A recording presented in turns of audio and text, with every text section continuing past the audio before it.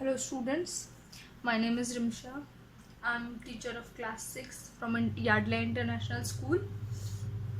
हम अपनी हिंदी की बुक्स निकाल लीजिए। हम हिंदी का चैप्टर नंबर 2 पढ़ रहे थे। इसका नाम था नीम हकीम खतराए जान। ठीक है, इसमें अब तक हमने पढ़ा एक आदमी था जो बहुत ज़्यादा हेल्दी था तो उसे कोई बीमारी नहीं होती थी, बट वो चाहता था कि वो कभी बीमार हो। तो एक दिन वो खाने में बहुत सारी चीज़ें खा लेता है, कुछ 12 पूरियाँ और मक्खन, और उसके बाद फिर वो रसगुल्ले भी खा लेता है। तो रात में अचानक से उसके बहुत ही ज़्यादा पेट में दर्द उठता है। तो वो एक दवाई रखता है अपने पास जिसको वो रामबाण कहता है, जिसका नाम होता है अमृत धारा, और उसको रामबाण कहता है। रामबाण मतलब होता है जिससे जो हर चीज़ का इलाज कर दे।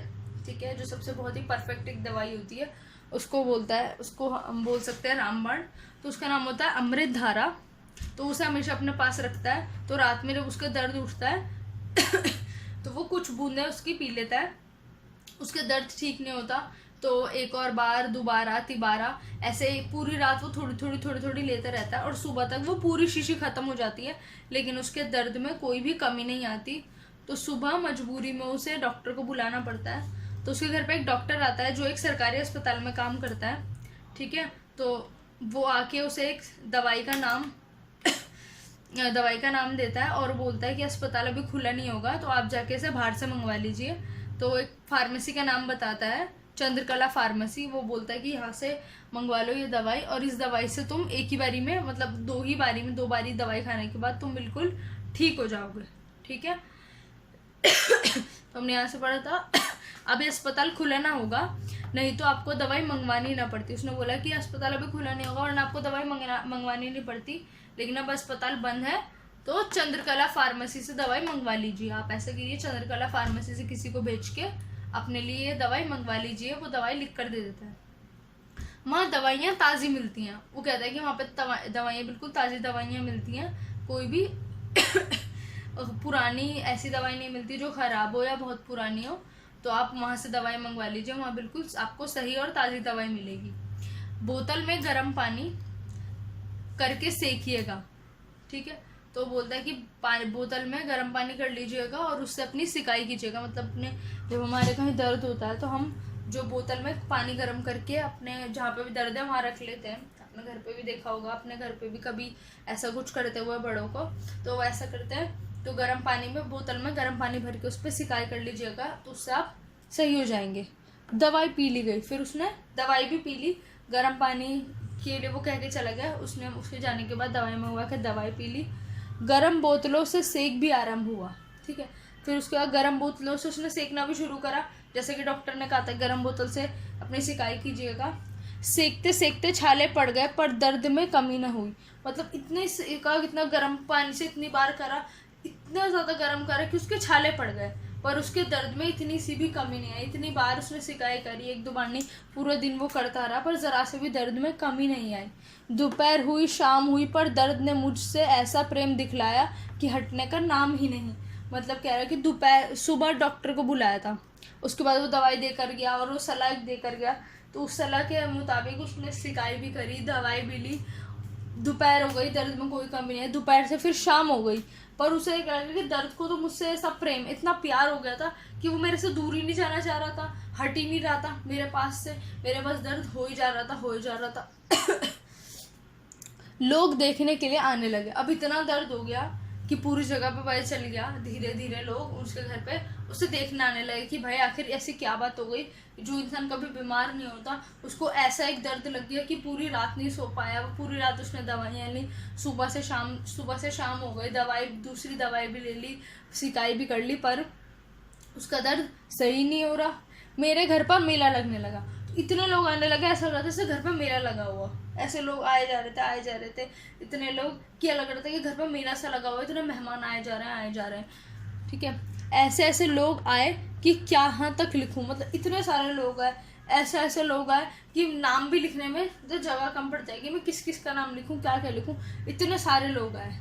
हाँ, एक विशेषता थी, जो आता एक न एक नुस्खा अपने साथ ले आता था कह रहे कि बस एक खासियत थी, सब लोग अलग अलग तरीके से आते थे, अलग अलग लोग आते थे, बस उन सब में एक ही विशेषता थी, एक ही एक ऐसी कॉमन बात थी जो सब करते थे।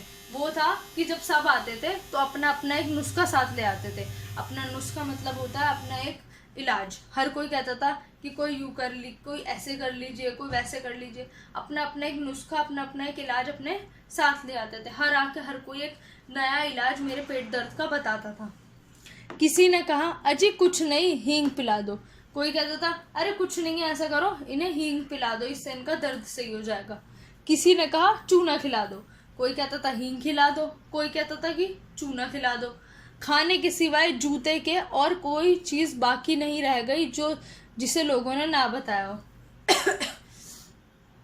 मतलब लोगों ने सिर्फ एक जूता ही था जो बोला कि इन्हें जूता खिला दो, इसके अलावा लोगों ने सब बता दिया, ये खिला दो, वो खिला दो, हर चीज़ का इलाज, हर चीज़ बता दी इलाज में खिलाने के लिए हर किसी इंसान ने। जैसे जैसे उसके घर पे लोग आते गए वैसे वैसे अपने अपने तरीके से इलाज बताते गए।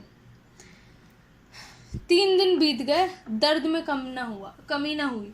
मतलब 3 दिन बीत गए, अब एक रात एक दिन नहीं, पूरे 3 दिन बीत गए। डॉक्टर ने कहा था कि 2 ही खुराक में कमी आ जाएगी, पर उसके 3 दिन बीत गए थे, पर उसके दर्द में कोई भी कमी नहीं आई थी।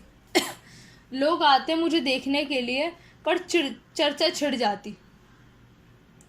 प्रसाद जी का अमुक नाटक रंगमंच की दृष्टि से कैसा है? राय कृष्णदास हफ्ते में 2 बार दाढ़ी क्यों बनाते हैं? तो कह रहे हैं कि 3 दिन बीत गए, कोई कमी नहीं है। लोग उसे आते गए देखने के लिए, लोग आते और बोलते, अपना कुछ इलाज बताते। अब लोग वहाँ पे घर पे आके उसके इलाज के अलावा और अलग अलग तरह की बातें भी करने लगे। लोग आते, इकट्ठे होते और किसी न किसी बात पे चर्चा शुरू हो जाती, कोई ना कोई टॉपिक निकल जाता, किसी न किसी विषय पे बात करने लग जाते। प्रसाद जी का अमुक नाटक रंगमंच की दृष्टि से कैसा दिखता है? उसने बोला कि प्रसाद जी जो नाटक करते हैं वो रंगमंच यानी कि स्टेज से कैसा दिखता है, मतलब कि वो हम देखें तो वो कैसा दिखता है। राय कृष्णदास हफ्ते में 2 बार दाढ़ी क्यों बनाते हैं? मतलब ये अलग अलग तरह की अजीब अजीब बातें लोग करने लगे कि वो इतने दिन में दाढ़ी क्यों बनाते हैं, उनका जो नाटक है वो कैसा दिखता है, यहाँ पे ऐसा क्यों होता है, वहाँ पे वैसा क्यों होता है। अलग अलग तरह की लोग बातें करने लगे, अलग अलग टॉपिक्स लोग निकालने लगे। मुझे भी कुछ बोलना ही पड़ता था। मतलब ये कि अब जब सब बोल रहे हैं, कुछ बात कर रहे हैं, तो मुझे भी जवाब में कुछ ना कुछ देना पड़ता था। बीमार इंसान के पास देखने आने पर लोग उससे मिलने की बजाय लोग अपनी ही चर्चा भी करने लगते हैं, और जब लोग उससे चर्चा करने लगते हैं तो उसे कोई ना कोई जवाब भी देना पड़ता है। ऊपर से पान और सिगरेट की चपत अलग, भला दर्द में क्यों कर कमी हो। और ऊपर से खाली ऐसा नहीं कि लोग आते थे देख के चले जाते थे, जब लोग आते थे तो उन्हें खिलाने के लिए कोई पान की किसी के आगे पान रखना पड़ता था, किसी को सिगरेट देनी पड़ती थी, किसी को चाय पिलानी पड़ती थी। मतलब अलग अलग जैसे जैसे लोग आते थे उनको उनके हिसाब से चीज़ें भी देनी पड़ती थी। तो फिर उसे ऐसा लगता है कि दर्द में क्यों कमी ना हो। एक तो इंसान वैसे ही बीमार, ऊपर से ये फालतू का खर्चा, तो उसे ऐसा लगता है उसके दर्द में तो कमी होनी ही नहीं है, क्योंकि ना लोगों का बोलना बंद हो रहा है, ना लोगों का आना जाना, आकर ना खाना पीना कम हो रहा है, और उनकी वजह से उसे भी इतना बोलना पड़ रहा है। तो लग रहा था मेरे दर्द में तो कमी हो ही नहीं सकती जब मुझे इतनी सारी टेंशन है। तो आखिर में लोगों ने कहा तुम कब तक इस तरह पड़े रहोगे, किसी दूसरे की दवा करो। आखिर में फिर लोगों ने कहा तुम्हें इतने दिन हो गए पड़े पड़े, अब तुम इसकी इलाज छोड़ो, अब तुम किसी और डॉक्टर के पास चले जाओ, किसी दूसरे डॉक्टर की दवा कर लो, क्योंकि इस डॉक्टर से अब तुम्हें कोई फर्क नहीं पड़ रहा। लोगों की राय से डॉक्टर चूहानाथ कातर जी को बुलाने की सलाह हुई। लोगों ने बोला कि ऐसा करो, पुराना जो डॉक्टर था सरकारी अस्पताल वाला उसको छोड़ो, दूसरे को बुला लो। तो दूसरे डॉक्टर का नाम था डॉक्टर चूहानाथ कातर। तो लोगों ने बोला कि ऐसा करो, डॉक्टर चूहानाथ कातर जी को बुला लो, ठीक है। आप लोग डॉक्टर साहब का नाम सुनकर हंसेंगे, पर ये मेरा दोष नहीं, उनके माँ बाप का दोष है। तो ये लेखक ये कह रहा है कि आपको हंसी आ रही होगी कि डॉक्टर का कैसा नाम है, चूहानाथ कातर, लेकिन इसमें मेरी कोई गलती नहीं है, ये उसके माँ बाप की गलती है, क्योंकि उसके माँ बाप ने उस डॉक्टर का नाम चूहानाथ कातर रख दिया।